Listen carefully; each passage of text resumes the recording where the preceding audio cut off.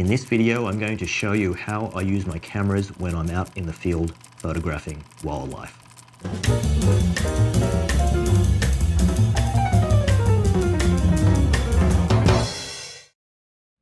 Hey guys, hope you're all doing well. People often ask me about camera settings or whether I use a particular camera feature, and if so, how. And in this video, I'm going to show you the fundamentals of how I use my cameras when I photograph wildlife. Although I shoot mostly with Sony cameras, pretty much everything I'll talk about applies to any camera. The best way for me to start is perhaps to tell you a little bit about my relationship with my cameras, and I know that sounds funny. When I'm out there photographing wildlife, I think of myself as a bit of a director. I'm the one making decisions about where and when to go out, and when I'm in the field, I'm making the decisions about what to shoot and how I want the images to look. But of course, the camera is the tool that I need to actually take those images. I can't take the images myself, except to store them up there here in my memory. So the camera is a vital tool that I can't do without. Now, when I'm in the act of actually taking photos, I'm in this constant loop where I'm acquiring data and making decisions based on that data. And that's one of the things I love about wildlife photography, because you have to get very good at reading situations and then quickly making decisions. And sometimes there are surprises and you have to improvise. Now, as much as I like to think I'm a director, I'm always open to assistance if it will help me capture better images. Now, I've talked about in a previous video how about computational photography, about how our modern digital cameras are like dedicated imaging computers. This means that in addition to just taking photos at our direction, they can also do things and help us in a couple of ways. One is that they can make some decisions for us so that we don't have to make those decisions, and that leaves us free to focus on other things. And they can also notice things and point things out to us that we might not otherwise see. Now, the way I view this is it's really mostly a time issue. It's not so much that when I'm out there that I couldn't make these decisions myself or that I wouldn't see these things myself. It's just that the camera can make those decisions a lot faster than I can, or it could see things before I would see them. So in that way, having the camera help out, especially when things are changing all the time as they do in wildlife photography, might allow me to capture some shots that I might otherwise miss. But there's a problem, and the problem is that as smart as our cameras are, they can't read our minds, and they don't really know what they're looking at. They don't know precisely what it is that we're trying to photograph, and more importantly, they don't know how we want the image to look. And the cameras typically behave in a way that is intended to support the average use case. This means that the more you shoot in an average kind of way, and when I say average, I mean in a way that most photographers might shoot, the more that the camera may be of assistance with some of its auto features and intelligence. However, this also means that if you're trying to do things that are out of the box, the camera may be of little help, or it may even get in the way. So the way I view things is that I'm happy for the camera to make suggestions, but I rarely want to allow it to take over. Now, there are certain features in the cameras that could help me in some cases, but in other cases, they would just get in the way and cause me problems. And so on balance, I decide not to use a lot of those features. Now, this possibly means that there are some cases where I might miss a shot, or that a shot might not come out exactly as I would like, but that's pretty rare. And generally, I'm sort of happy with the level of control that I'm willing to give over to the camera. So let's talk about exposure. I shoot fully manual, so that means that I'm using the M or manual mode on the dial of the camera, and I'm fully in control of the exposure. I'm changing the the shutter speed, the aperture, and the ISO. Now I could shoot in a auto or semi-automatic program mode like aperture priority or shutter priority.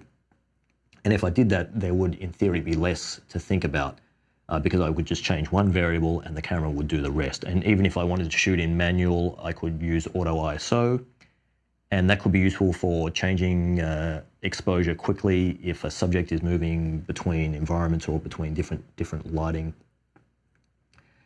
The bottom line for me is that I really can't work in either of those ways because I really want to have maximum control, and I feel that there will always be times when the camera will get it wrong.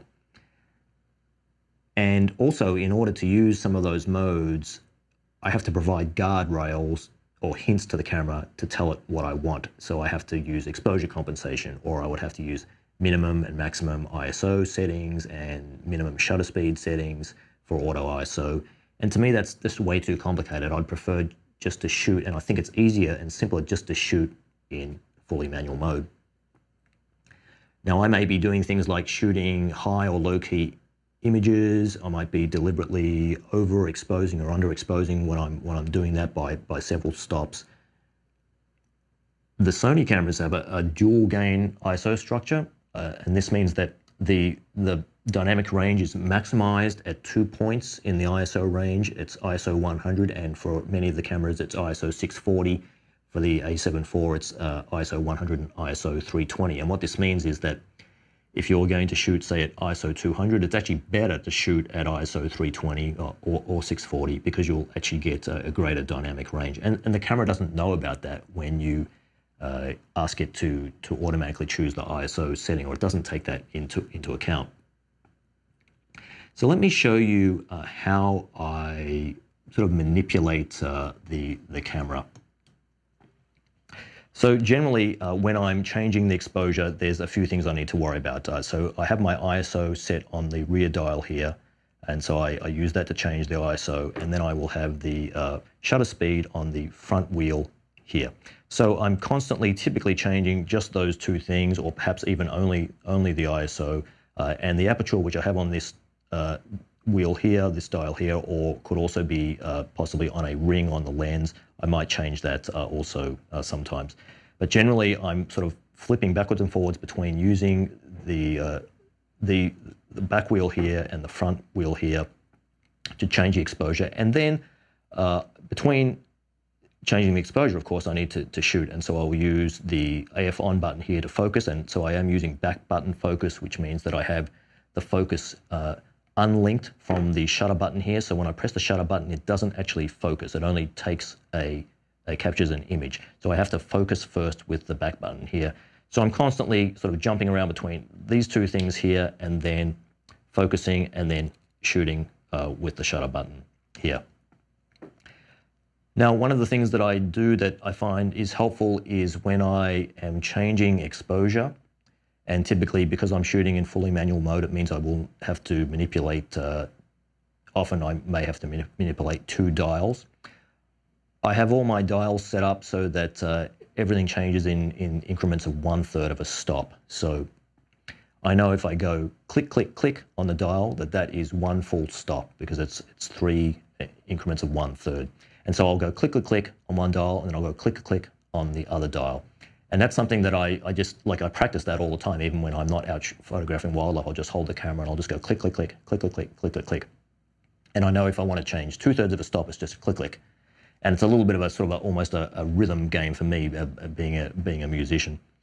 So that's sort of the basics of how I manipulate the dials. Now, another thing that I do is I use 2 custom modes. So I have one mode, mode number 1 here on the dial, and then mode number 2 on the dial.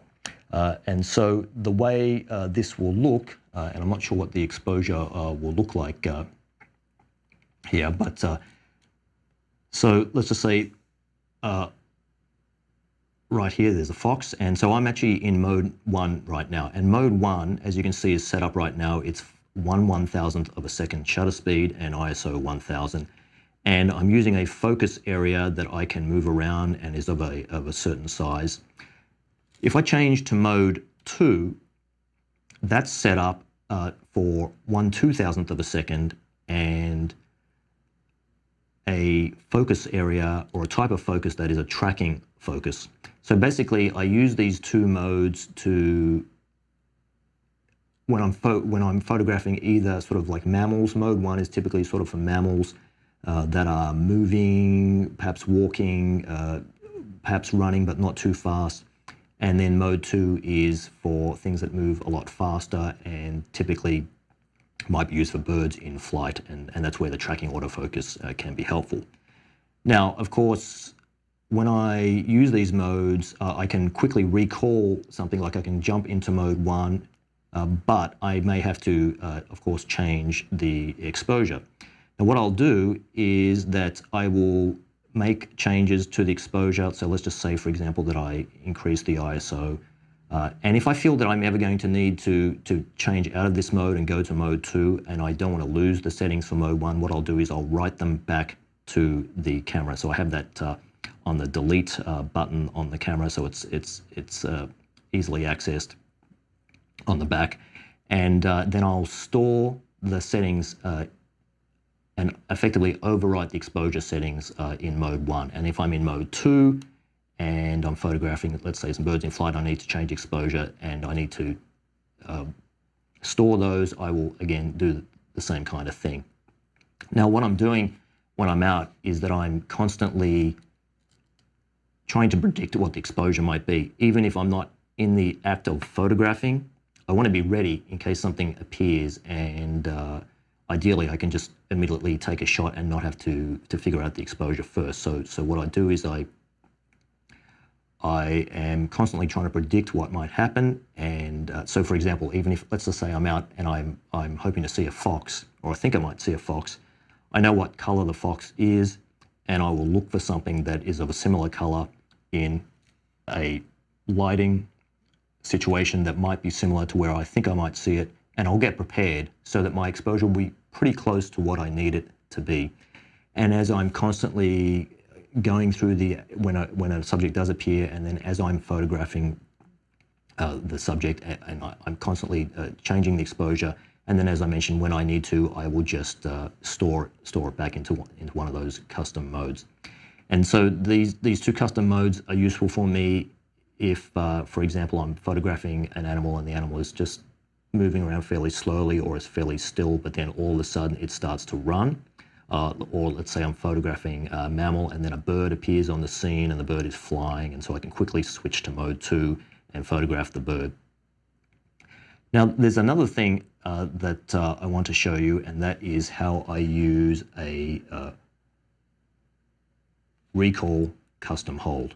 So a Recoil custom hold is a way of allowing me to quickly change the shutter speed to a slower shutter speed and get a cleaner image. So if I was taking this photo of this fox, for example, and you'll see that I'm at ISO 1250. Now, that's to take into account with the 1/1000th of a second shutter speed that the fox may be moving around. But if the fox comes to a standstill and is all of a sudden just not moving for a while, I have the opportunity that I could take an image that would be cleaner with a lower ISO. Now, of course, I could manually change the shutter speed down and lower the shutter speed and lower the ISO. But then if the fox starts moving again, then I've got to change it again. And so it depends on the situation. If I think that the fox is come to a standstill and is going to stay there for a while, then certainly I'll make those changes manually. But what I can do with the Recoil custom hold is I have a button set up so that when I press that button, the shutter speed immediately drops down to something that I've preset, which is 1/100th of a second. And you'll see this is the one case where I do use auto ISO. So I have it set up so that it will use auto ISO, and in this case you can see if I just hold the shutter button down there, it's going to use ISO 125 to take the image. And so this is very handy if, for example, I'm photographing a bird and the bird comes to rest on a branch, and I can quickly grab a cleaner shot when the bird is still, and I can at an instant be ready if the bird takes off again. And so the way I have this set up is that I'm using the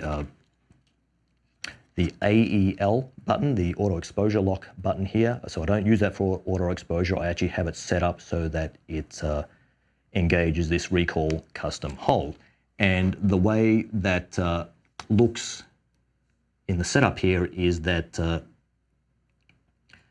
I've got it set up so that when I engage it, that it sets the shutter speed to 1/100th of a second and sets it to auto ISO, and obviously I can override that with the exposure compensation if I need to, and also has the AF on set as well, so I can effectively use it. It's effectively doing back button focus for me at the same time as making those changes. So that's a really handy feature for me to have. Okay, let's talk a little bit about focus. So I am doing a couple of things when I'm focusing generally. I'm moving the focus area around and I'm trying to focus on what will usually be the head or the eyes of the animal. So if I was photographing this fox here, for example, and if I needed to position the fox in the lower left of the frame here, I would move the focus area over here and I would focus on the head or the eyes of the animal. And if I moved over here and I wanted to compose so that the fox is over there, then I would move the focus area up there. Now, another thing that is important is that I help the camera so that the autofocus is as successful as possible. And so that means that I will also change the size of the focus area, because when I'm using, say, a large focus area like this, and you'll see right now that I actually have this animal eye autofocus on. I'll turn that off for a second. Now, when I focus like this, that focus area is quite large, and because it's quite large and it's actually larger than the head of the fox, if something appears within that box, within that red box, there's a possibility that it might throw the autofocus off. So what I'll want to do generally is I'll want to make this smaller.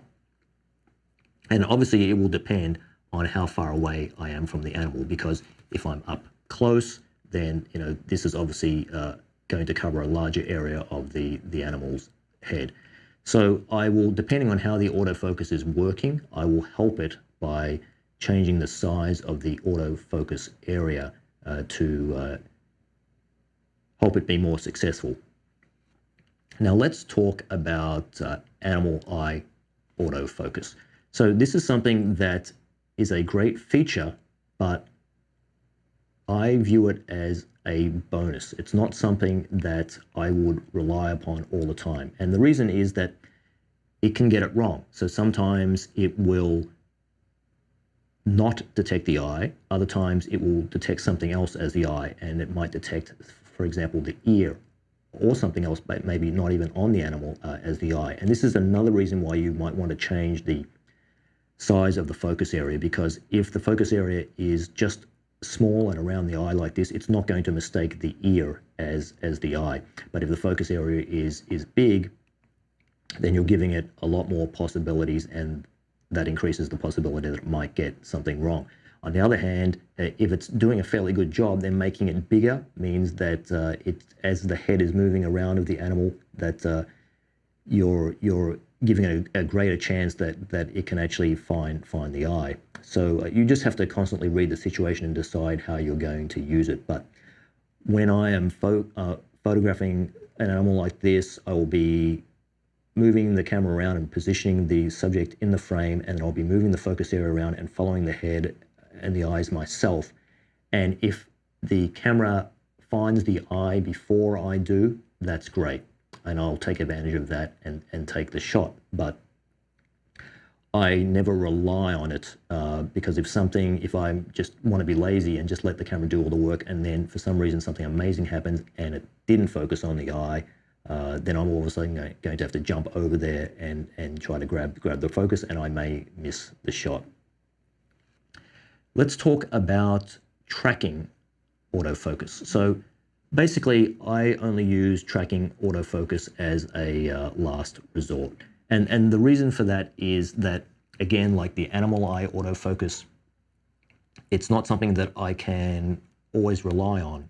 There are times when something is changing shape a lot. So, generally what happens is you position it over some object like a head, and it will lock onto that and it will follow it around the frame. And things are all well and good if the appearance of that object stays the same and nothing else comes into the frame that might confuse the camera. But sometimes if the thing is changing shape, like it's the head of an animal and the animal is turning its head around, or something passes in front of it, the camera may get confused and it may either lose the tracking or it may jump to something else and think that it's still tracking the original object when it's not. Now, for certain, there are times when the tracking is invaluable, when there's something that's extremely fast and it would be very difficult for me to follow it. But I just try to practice as much as I can in terms of following things. When I see something up, let's just say it's a bird in the sky, I practice just holding the camera up and getting it in the frame as quickly as possible and then tracking it as it moves around. And then obviously I'm also using the joystick to move the focus area around in the frame at the same time. Now, by the way, some of you may have seen there are these little red dot sights that you can get. It goes into your, I have one that's made by Olympus, and it goes into the hot shoe on the camera. And it's not a laser sight, but it basically just shows like on a little screen, a little red dot, and you can use that in theory to sort of help you quickly get something within the frame of the camera. And I've tried it, and I find them generally of no use. The calibration is an issue, and I think with practice you really don't need anything like that. The last thing I want to mention is touch focus. On the Sony cameras, at least, one thing that's sort of good in theory is that you can use the touch focus to position the focus area faster than you might be able to move it with the joystick. And if you're using tracking autofocus, another thing you can do is you can use the touch to change the object that's being tracked, and that could be useful if you've got multiple subjects in the frame. Bottom line is I don't use touch for a number of reasons. One is that in cold weather it doesn't really work very well with gloves. And the other reason is that when I'm holding a large lens and I've got one hand under the lens and the other hand manipulating all of these controls here, to then also have to move around the back here and position my thumb over the screen, that's sort of an additional complication as well. And so on the whole, I just don't really find that it's worth the trouble. So I hope you found this helpful and informative. And as I mentioned, the way that I shoot, especially the way I shoot fully manual, and some of the things I do, it's not necessarily for everyone. It works for me. Part of the reason that I haven't made a video about settings and how I use the cameras before is because the way that I use them is actually quite simplistic. Perhaps it's just because I'm a little bit old school, but for me, I don't want to miss shots. I also want to have full control as much as possible. And so generally, although the cameras do have a lot of these auto features, I generally don't use them. And perhaps in the future, when things happen and things become a little bit more reliable, I might use them. Now, of course, generally, I do use the general autofocus, and I do rely on that, although sometimes, of course, you also have to go to manual focus as well, because there are things that will confuse the autofocus. If you have any questions or any other thoughts about this topic, feel free to comment below, or if you want to have an extended conversation about something, feel free to jump on over to the Discord server. I look forward to hearing from you guys. Thanks for watching, and I will see you in the next video.